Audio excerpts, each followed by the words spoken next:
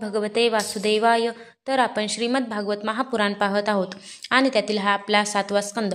7व्या स्कंदातील अध्याय 11.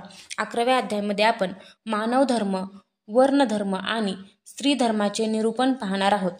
श्री सुख म्हणतात, भगवन्मय झालेल्या प्रल्हादाचे साधू समाजात सन्मानित झालेले पवित्र चरित्र ऐकून महापुरुषात अग्रगण्य युधिष्ठिराला अत्यंत आनंद झाला. त्याने नारदांना पुन्हा विचारले. युधिष्ठिर म्हणाला, भगवान, आता मी वर्ण आणि आश्रम तसेच मनुष्याच्या सनातन धर्म यांचे श्रवण करू इच्छितो, कारण धर्मामुळेच मनुष्याला परमपदाची प्राप्ती होते. हे नारद महोदय, आपण प्रजापती ब्रह्मदेवांचे पुत्र आहात. शिवाय तपश्चर्या, योग आणि समाधी यामुळे इतर पुत्रांपेक्षा आपण त्यांना अधिक प्रिय आहात. आपल्यासारखे नारायण परायण, दयाळू, सदाचारी, शांत, विद्वान ब्राह्मण धर्मांचे अत्यंत गुप्त रहस्य जसे जाणतात तसे दुसरे लोक जाणत नाही. नारद म्हणतात, अजन्मा भगवंतच लोकांच्या सर्व धर्मांचे मूळ कारण आहेत. तेच प्रभू जगाच्या कल्याणासाठी धर्म आणि मूर्ती यांपासून आपल्या अंशाने अवतीर्ण होऊन बदरिकाश्रमामध्ये तपश्चर्या करीत आहेत. त्या नारायण भगवानांना नमस्कार करून त्यांच्याच मुखातून ऐकलेला सनातन धर्म मी सांगतो.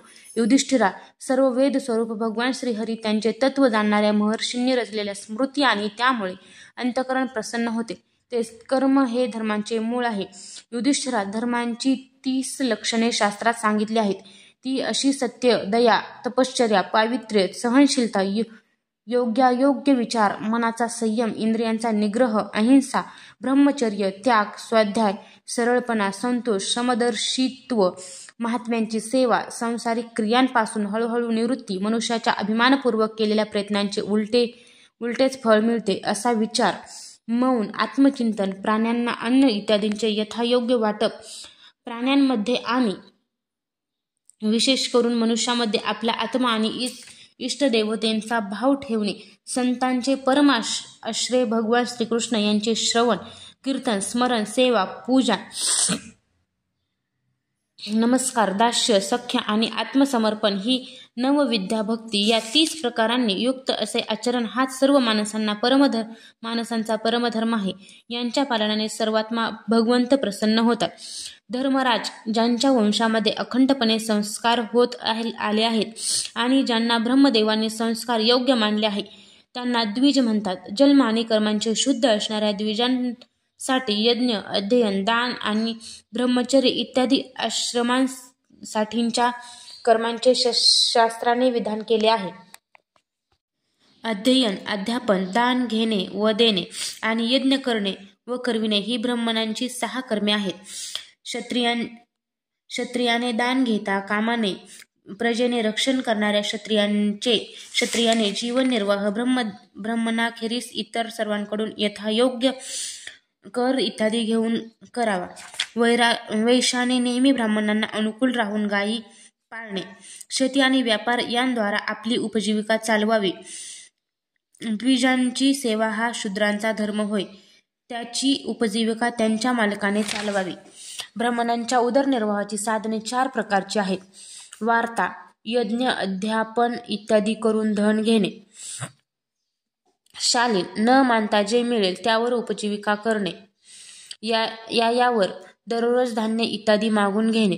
आणि शिलोच्छन, शेतात धान्य काढून नेल्यानंतर पडलेले कण आणि बीजावर पडलेले धान्य कण वेचून त्यावर निर्वाह चालविणे. यामध्ये पहिलीहून दुसरी, दुसरीहून तिसरी आणि तिसरीहून चौथी वृत्ती श्रेष्ठ होय.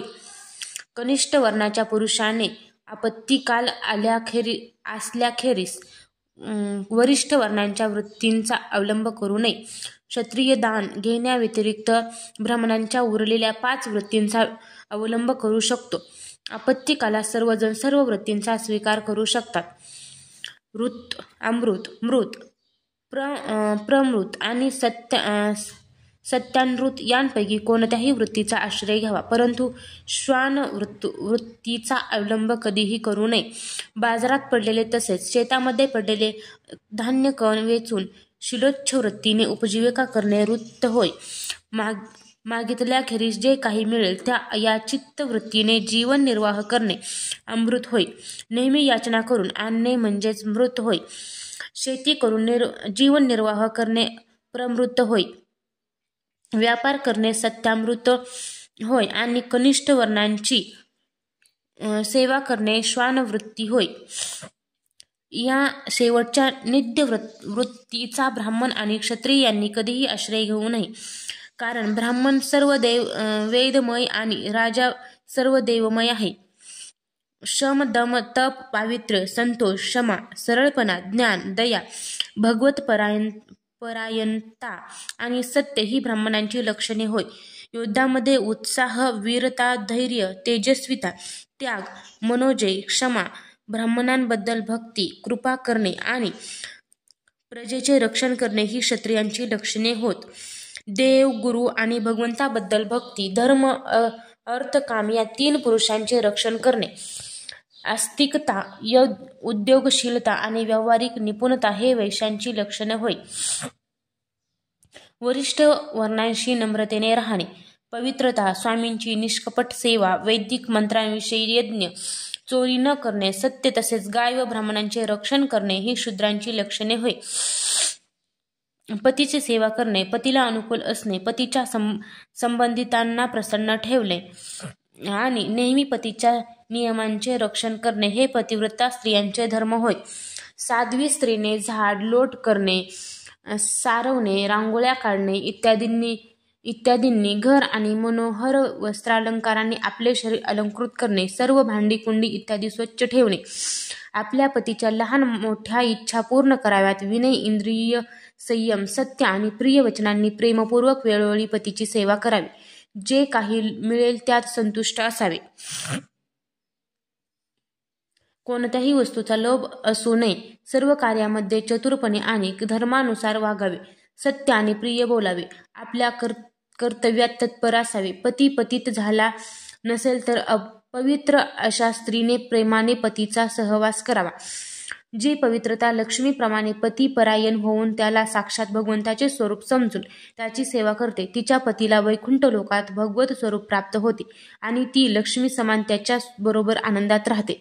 जे चोरी किंवा इतर पापकर्मे करीत नाहीत, त्या अत्यंज, चांडाळ इत्यादी अति कनिष्ठ वर्ण शंकर झालेल्या जातीच्या वृत्ती सुद्धा त्यांच्या कुल परंपरेनुसार चालत आलेल्याच होत. वेददर्शी ऋषींनी त्या युगात साधारण मनुष्यांच्या स्वभावानुसार धर्माची व्यवस्था केली आहे. तोच धर्म त्यांच्यासाठी इहलोकात आणि परलोकात कल्याणकारी आहे. जो आपल्या स्वाभाविक वृत्तीसाठी स्वधर्मांचे पालन करतो तो हळूहळू त्या स्वाभाविक कर्मांच्या वरच्या पातळीवर जाऊन गुणातील होतो. महाराज, ज्याप्रमाणे वारंवार पेरणी केल्याने शेत स्वतःच शक्तिहीन होते आणि त्यात अंकुर उगवणेही बंद होते, इतकेच काय त्यात पेरलेले बी सुद्धा नष्ट होते, त्याचप्रमाणे हे चित्त जे वासनांचा खजिना आहे, विषयांचे अतिशय सेवन केल्याने त्याला स्वतःलाच उबग येतो, परंतु अल्प प्रमाण भोगल्यास तसे होत नाही. जसे एक थेंब तूप टाकल्याने आग विझत नाही, परंतु एकदम जास्त तूप पडले तर ती विझून जाते. ज्या पुरुषांचा वर्ण सांगण्यासाठी जे लक्षण सांगितले आहे ते जर दुसरा वर्ण सांगणाऱ्याच्या ठिकाणीही असेल तर तो सुद्धा त्याच वर्णाचा समजावा. अध्याय 11 समाप्त.